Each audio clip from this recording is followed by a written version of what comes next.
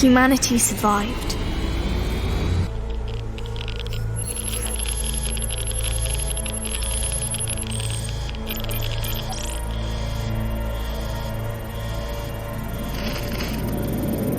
Our ancestors have destroyed the world, and we had to pay the price. With over 100 years without sunlight,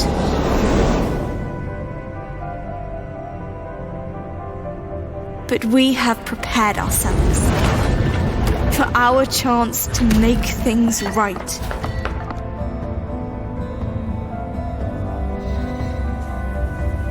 They stole from us a life of happiness. Still, we will make the best of it.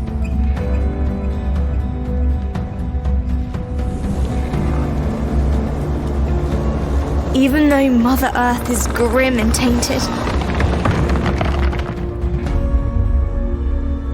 we have managed to survive. And we will keep surviving.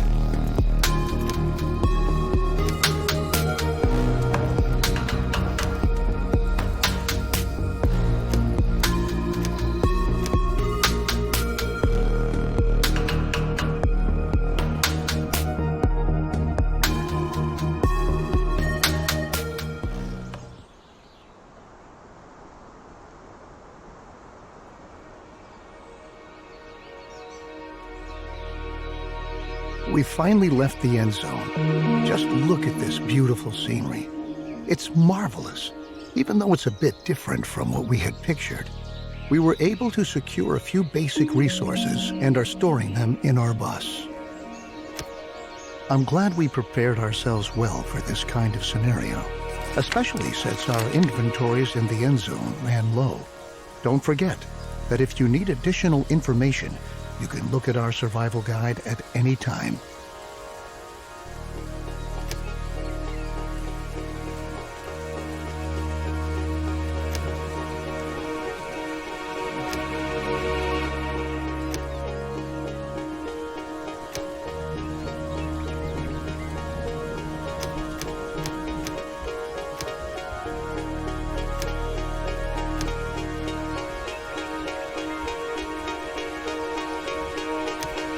Well done. Everything you need to know should be right here.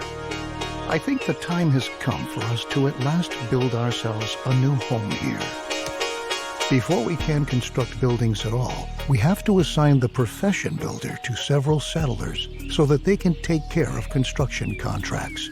In general, it's your responsibility to decide which tasks are important and how our settlers are supposed to be distributed to attend to them.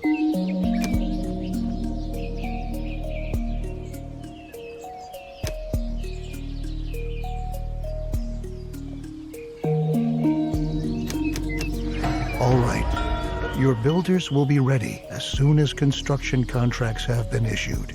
It's time to start focusing on our key and most basic need, water. The first thing we ought to do is to establish a working water supply. So we'll move on to our first construction contract. Place and build a jetty by a lake in the vicinity of your town center.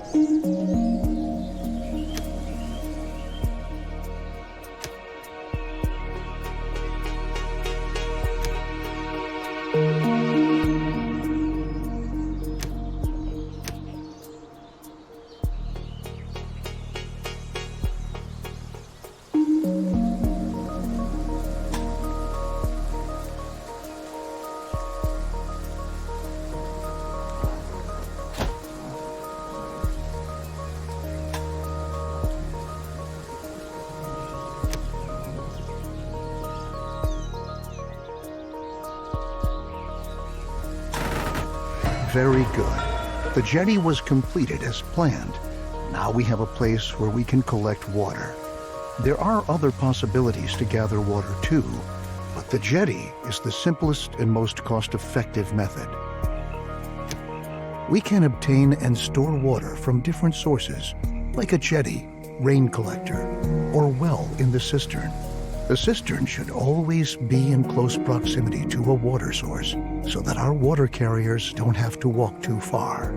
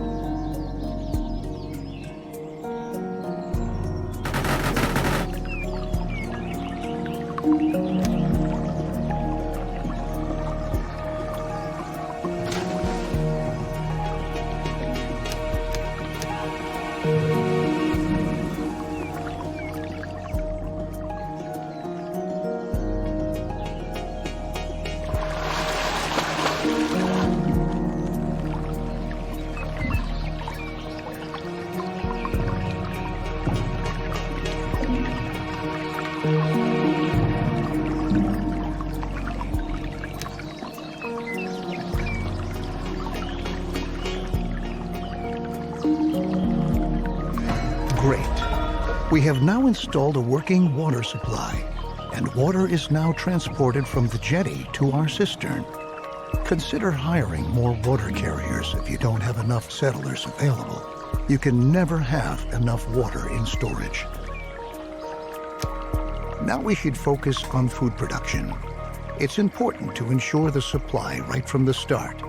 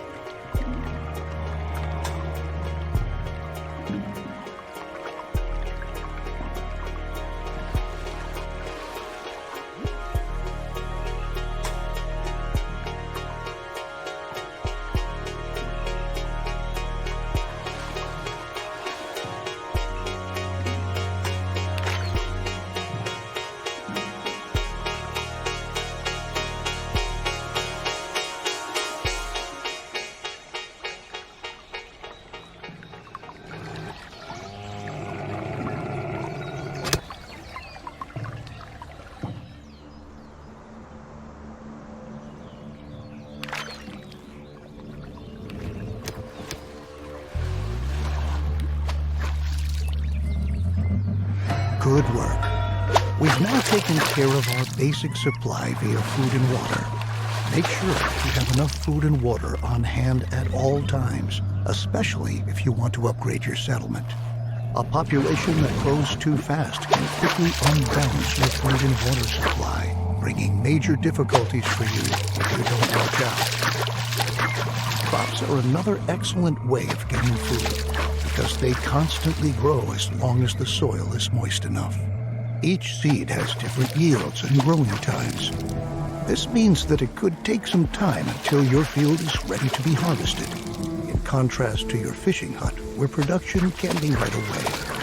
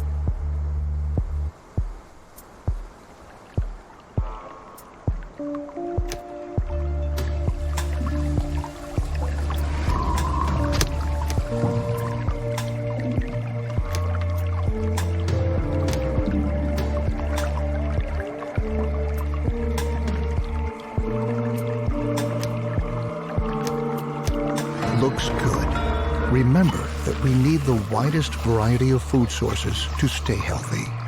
You should also plan ahead for drought periods that might come when it's not going to rain. Stock up on food and adapt your production to avoid bottlenecks. I'll show you a few more strategies later on. At the beginning, we don't have much scrap, wood, or other resources. We could build a production building, but to obtain resources as fast as possible, it's best that we start gathering right away. Assign a Gather All Resources task. All the settlers who haven't been assigned any profession by you are going to accept these kinds of tasks. In addition, settlers distribute resources within your settlement.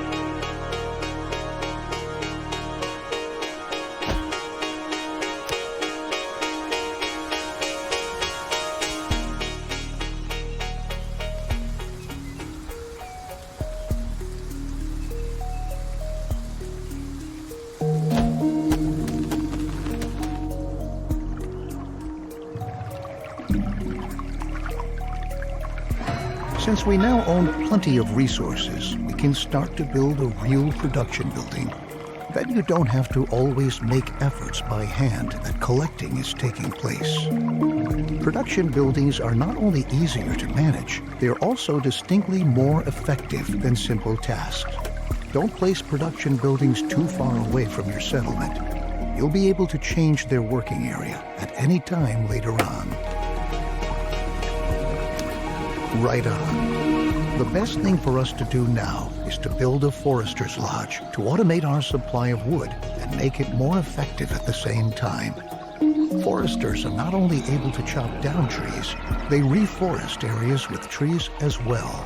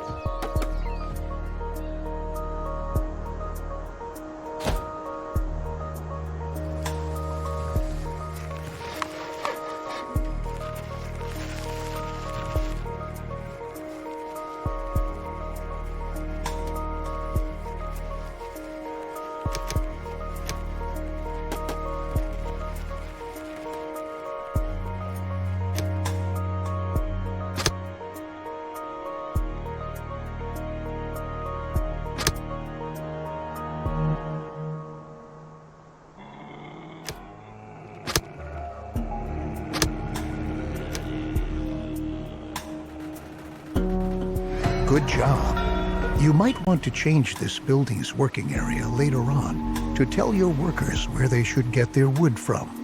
Ah, and for your information, if you want, you can also tell your forester's lodge that they only ought to attend to reforesting an area in order to create a lush, green forest which generations to come can use. Very good. Now we ought to take care of collecting scrap. Scrap is one of the most valuable resources because the quantities present are limited, and we can recover other resources from scrap. Unlike the task we just had, the scrap yard allows larger quantities of existing scrap to be dismantled than with ruins or wrecks.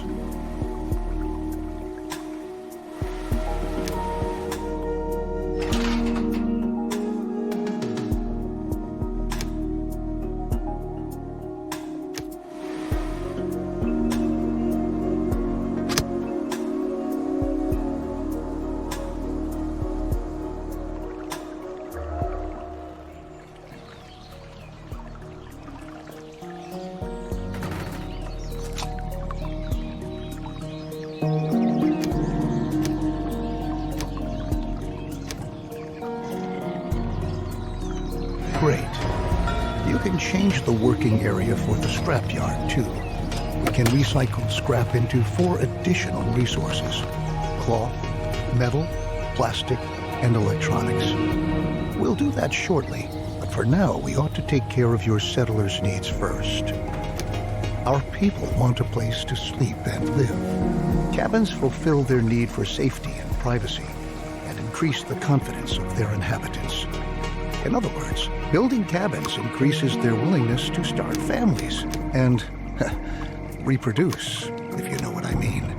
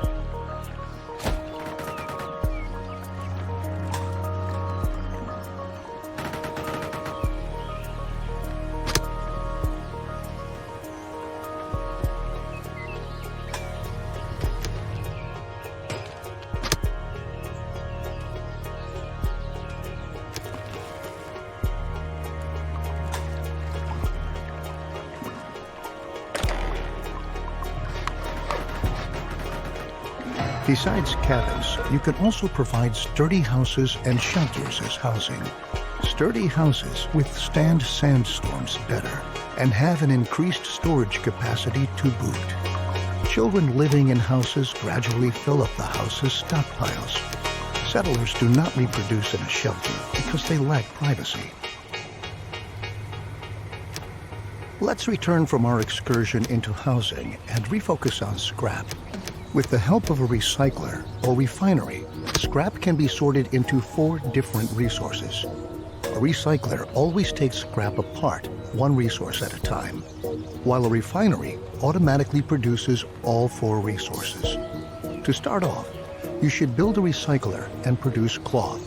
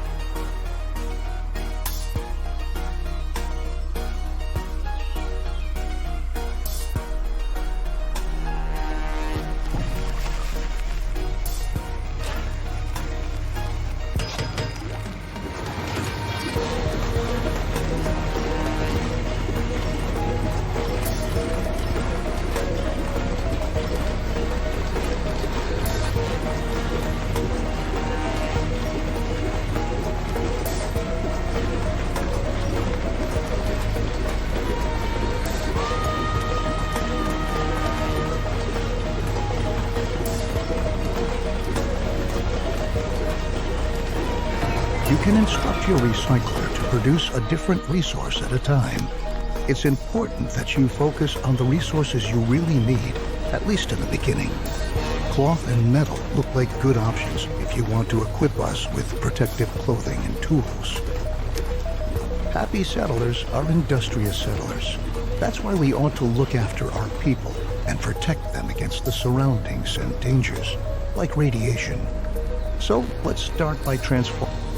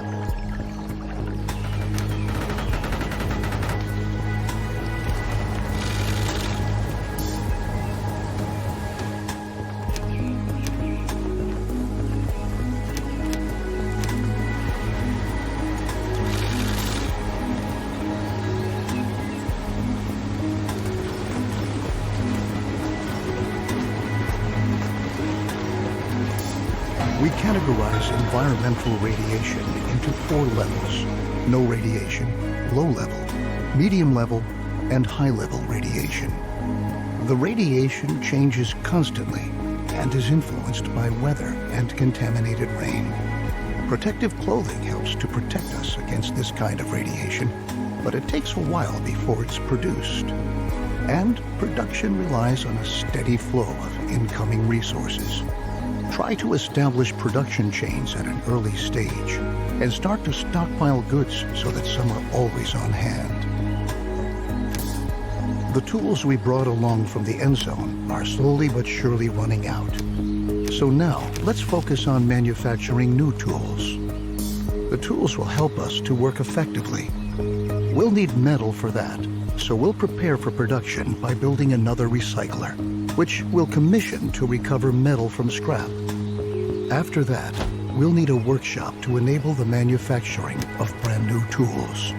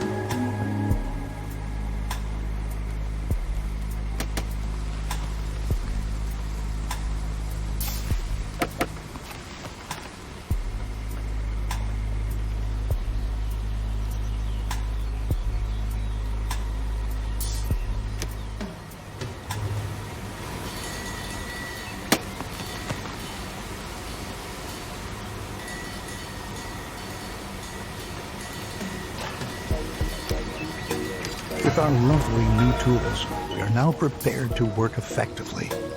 Should you ever run out of metal, keep in mind that you can also instruct your workshop to manufacture tools from scrap instead of metal. Though they won't be quite as effective, it's down in the Endzone we had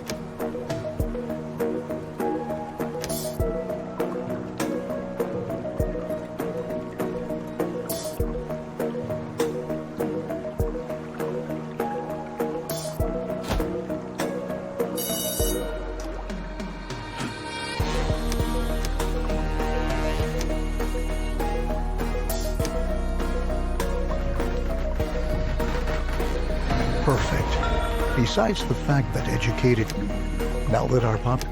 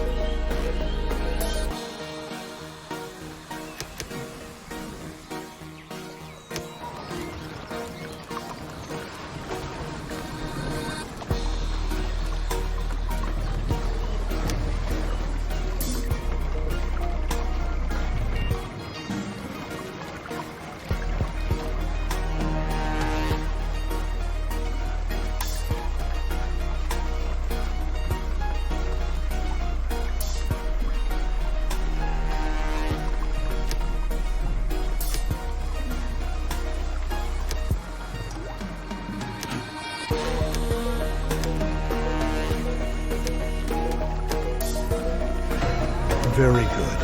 As you can, although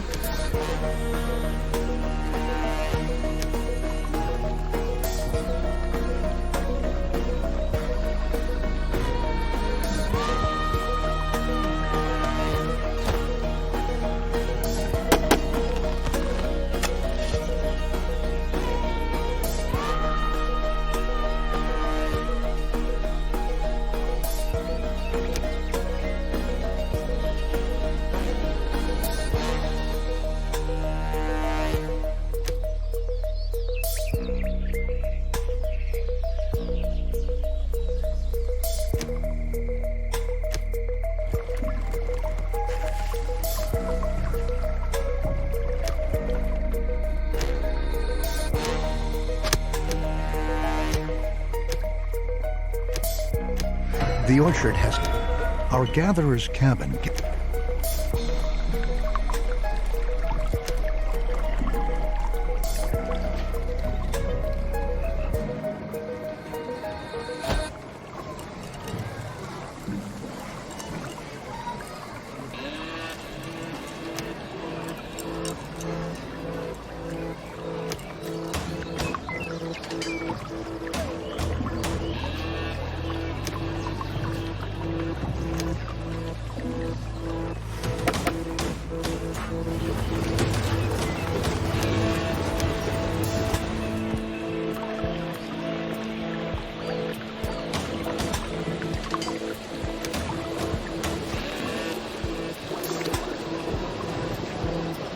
Well done. We can equally utilize the gathered herbs to convert them into medicine later on. It might happen